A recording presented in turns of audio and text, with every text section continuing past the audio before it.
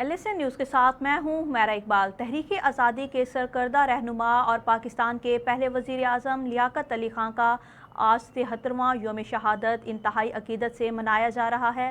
لیاقت علی خان 1896 میں بہارت کے علاقے کرنال کے نواب رستم علی خان کے گھر پیدا ہوئے۔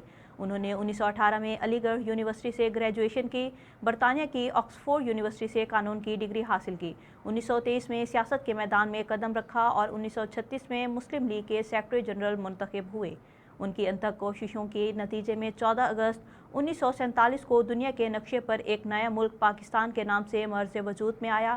16 اکتوبر 1951 کو راولپنڈی کے لیاقت باغ میں جلسہ عام سے خطاب کے دوران سید اکبر نامی شخص نے لیاقت علی خان پر گولیاں چلا دیں، جس کے بعد زخموں کو تاب نہ لاتے ہوئے انہوں نے جام شہادت نوش کیا۔ آپ کو پہلے وزیر اعظم کے ساتھ قائد ملت اور شہید ملت کے خطابات سے نوازا گیا۔